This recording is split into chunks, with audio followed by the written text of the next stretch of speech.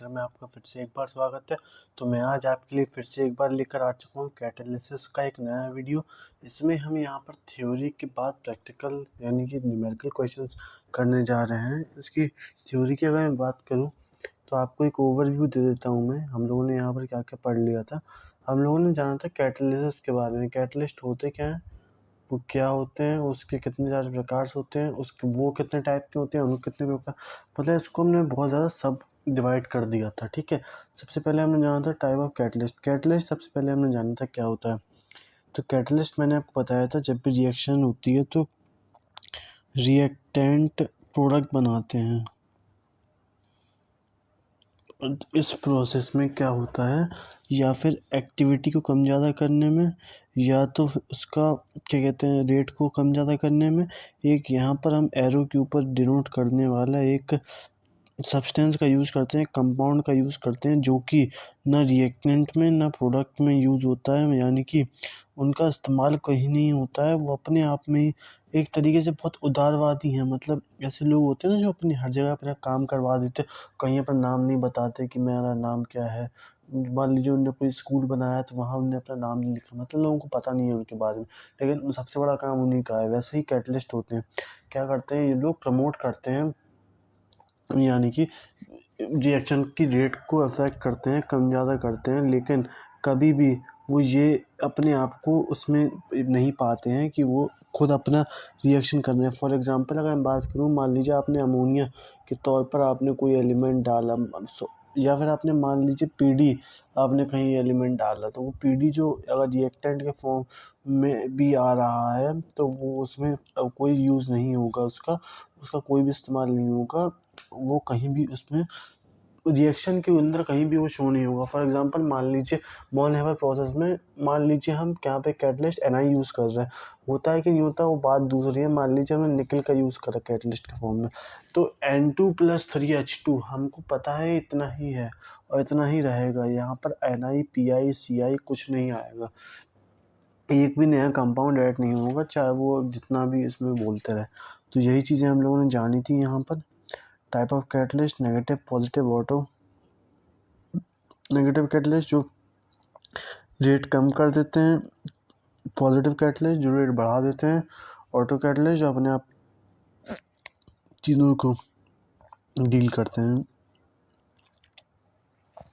अब यहाँ पर स्टार्ट करने से पहले मैं आपको एक चीज़ बता दूँ कि हमारा एक नया कोर्स आ चुका है। अगर आपको उसके बारे में जानकारी नहीं है और जानकारी लेनी है तो मैं आपको बता दूं कि हमारा एक नया कोर्स आ चुका है, जिसमें हम डिफरेंट चीज़ें पढ़ा रहे हैं और बहुत सारे बच्चे उसका फ़ायदा भी उठा रहे हैं।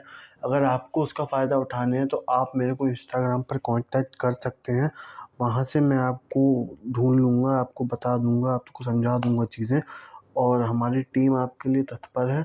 मैं अपना पर्सनल गाइडेंस आपको दूँगा, और मैं अगर आपको पूरी चीज़ें बताऊँ इसके बारे में, तो जैसे ही आप इसको एनरोल करते हैं तो इसको आपको सबसे पहले मेरा आपको नंबर मिलेगा सीधे, जो आप मेरे को एक चीज़ हर टाइम 24/7 तो नहीं, लेकिन मैं आपको एक टाइम दे दूँगा कि भले ही आप 11 बजे के बाद तो फ़ोन नहीं कर सकते ना, तो बस वही आप मेरे को 10 बजे से पहले फ़ोन कर लीजिए कभी भी। उसके बाद मेरे से कभी भी कुछ भी पूछ लीजिए करके। तो आप मेरे को वहाँ पूछ सकते हैं। आपको 1 घंटे की तीनों क्लासें मिलेंगी, आपको अनलिमिटेड डाउट सेशंस मिलेंगे। आपको जब भी मेरे को मैसेज करना है मैं हाल-फिलहाल उसको रिप्लाई करूँगा 5 मिनट के अंदर। उसके बाद और भी कई सारे आपको पर्क्स मिलेंगे उसके बारे में। तो काफ़ी इंटरेस्टिंग चीज़ें हैं, तो आप उसके लिए रेडी रहिएगा। चलिए यहाँ पर देखते हैं आगे क्वेश्चंस में क्या है। पहला क्वेश्चन देख लेते हैं यहाँ पर हमसे क्या कह रहा है। पहला क्वेश्चन देख लेते हैं यहाँ पर हमसे क्या कह रहा है। यहाँ पर लिखा है substance which alter the speed of the reaction without themselves. Simple है, कैटलिस्ट।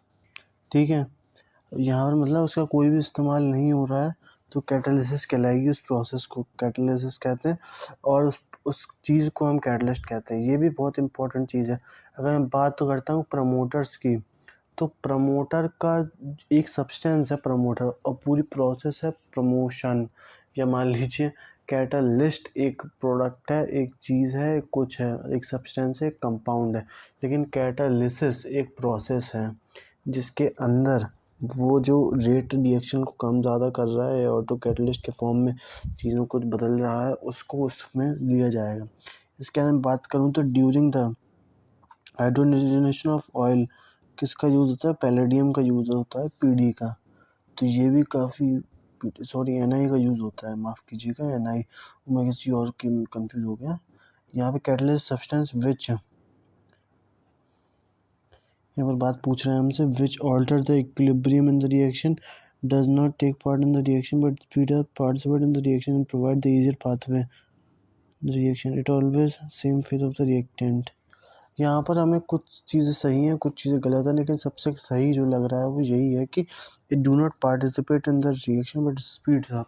यानी सीधी बात, यहाँ पॉजिटिव कैटलिस्ट की बात हो रही है कि वो पार्टिसिपेट, कैटलिस्ट चाहे जो भी हो, नेगेटिव हो पॉजिटिव हो ऑटो हो, कोई भी पार्टिसिपेट नहीं करता है रिएक्शन के अंदर, लेकिन उसके अकॉर्डिंग अलग अलग डिवाइड कर दिया गया है। फॉर एग्जांपल, अगर वहाँ पे स्पीड अप कर रहा है रिएक्शन को तो वो एक पॉजिटिव कैटलिस्ट है, अगर उसकी स्पीड को स्लो डाउन कर रहा है तो वो एक नेगेटिव कैटलिस्ट है। फॉर एग्जांपल, अगर मैं आपसे कहूँ कि पॉजिटिव कैटलिस्ट का एग्जांपल लीजिए, तो एक ऐसी कैटलिस्ट जो रिएक्शन बहुत ज़्यादा स्लो होती है, यानी दिन दिन ले लेती है, साल साल ले लेती है, महीने महीने ले लेती है, लेकिन उसको आपको सेकंडों में, मिनटों में करना है, क्योंकि आप उतना तो वेट कर नहीं सकते। मान लीजिए कोई रिएक्शन 18 साल में होती है, तो आप 18 साल वेट करोगे क्या उसे होने का, कि आप बस एक कंपाउंड ऐड करोगे जो आपके फाइनल प्रोडक्ट में कोई यूज़ नहीं होगा, अलग होता हो जाएगा और आपकी जो पूरी प्रोसेस है उसको फास्ट अप कर देगा। तो ऐसे ही कंपाउंड्स को हम यहाँ पर पॉजिटिव कैटलिस्ट कहते हैं।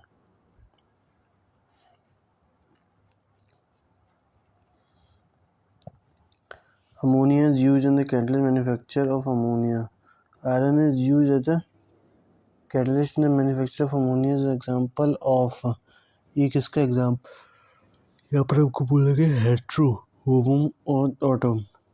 हेट्रो यानी सेम फेज यानी डिफरेंट फेज, तो ये हेट्रो है क्योंकि यहाँ पर डिफरेंट फेज है। नाइट्रो, हाइड्रो, अमीनो, हाइड्रोजन सब ये गैसियस फॉर्मेट में होते हैं, लेकिन आयरन हमारा सॉलिड फॉर्मेट, आयरन को उसमें कैसे लाओगे, वेपर फॉर्मेट में। तो वही यहाँ पर बात निकल कर आ रही है हमारी। चलिए अब देखते हैं यहाँ पर आगे, which of the following substance retards oxidation to chloroform. Question number 6 में हमसे बोल रहा है कि रिटार्ड करता है यूनिफॉर्म, तो हमको पता है इथेनॉल, ये तो C2H5OH, जिसको हम ऐसे भी लिख सकते हैं CH3CH2OH। ऐसे करके यहाँ पर अलग अलग चीज़ें हमारे पास निकल कर आती हैं। In which of the following platinum is use in the catalyst, किस रिएक्शन में हमें कैटलिस्ट के फॉर्म में यूज़ करता है, तो अमोनिया फॉर्म नाइट्रिक एसिड में ही यूज़ होता है पैलेडियम। चलिए यहाँ पर बात करते हैं, जो ऊपर वाला क्वेश्चन था इसमें मैंने गलत गलत बोला था, वो एक्चुअली गलत नहीं था। क्या होता है ना, जब भी हमारे पास 4 ऑप्शन आते हैं, अब मान लीजिए ए भी सही है, बी भी सही है, सी भी सही है, यानी कि अगर ए बी सी डी सही है, यहाँ पर लिखा है फॉर एग्जांपल अमोनिया में कौन सा यूज़ होता है, तो एन भी यूज़ होता है, पी भी यूज़ होता है, लेकिन हम एन पर टिक लगाएंगे। वो क्यों, क्योंकि जो पहले है वो है, या फिर ए और बी बहुत होगा तो उस पर लगाएंगे। समझ रहे हैं आप मैं क्या कह रहा हूँ, वही चीज़ है। इनहिबिटर्स क्या होते हैं, क्वेश्चन नंबर 8 है इनहिबिटर्स। यहाँ पर लिखा है soap chemical which is required, भी बिल्कुल गलत है, retard the rate of chemical reaction सही है, do not allow the two start और रिड्यूसिंग एजेंट, ये भी गलत है। क्वेश्चन नंबर हमारे पास ये सही हो गया बेसिक कि as a chemical reaction.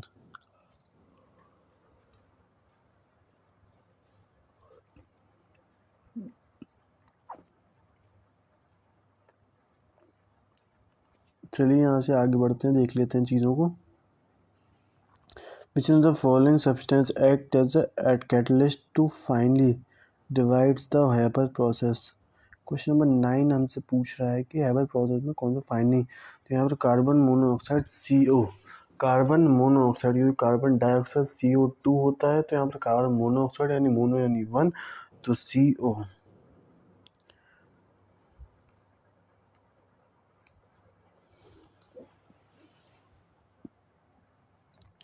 A catalyst process which catalyst and reactant is a part of the same is known as homogeneous। Simple सी बात है। चलिए यहाँ से आगे बढ़ते हैं।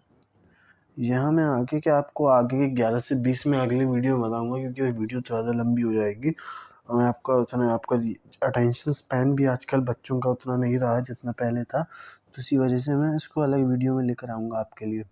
तब तक के लिए मैं आपको बस इतना ही कहना चाहूँगा कि हमारा कोर्स ऑनलाइन आ चुका है, अगर आपने वो नहीं लिया है तो काफ़ी इम्पोर्टेंट है। क्योंकि क्या होता है ना कि देखो हम एक मकसद बना के चलते हैं अपनी लाइफ़ का, 12th निकलने के बाद या 10th निकलने के बाद या 11th निकलने के बाद, या ज़्यादा 2 ही बच्चे होंगे, 10th निकलने के बाद या 12th निकलने के बाद। तो मान लीजिए आप 12th निकलने के बाद यहाँ पर आ रहे हैं, मतलब पॉलिटेक्निक में जाना चाहते हैं और आप मेरे थ्रू पढ़ाई कर रहे हैं, तो आप सोचिए कि अगर आप पढ़ रहे हैं यहाँ से तो आप कुछ लेकर ही जाएँ। मान लीजिए आपने पेपर दिया और आपका नहीं हुआ, तो 1 साल आपका बर्बाद जाएगा। तो ये आप बिल्कुल नहीं चाहेंगे, क्योंकि क्या होता है ना कभी-कभी कि 1 साल आपको वेस्ट करना पड़ेगा। ऐसा सोचो नहीं साल में 2 बार पेपर हो रहा है या 3 बार हो रहा, कि आप आराम से दे लेंगे, ये कर लेंगे, वो कर लेंगे, तो वो सब चीज़ें नहीं हैं यहाँ पर। इसलिए आप ध्यान से पढ़िए, पेपर निकालिए और आप पेड कोर्स ज़रूर लीजिए, वो मस्ट है आपके लिए। धन्यवाद।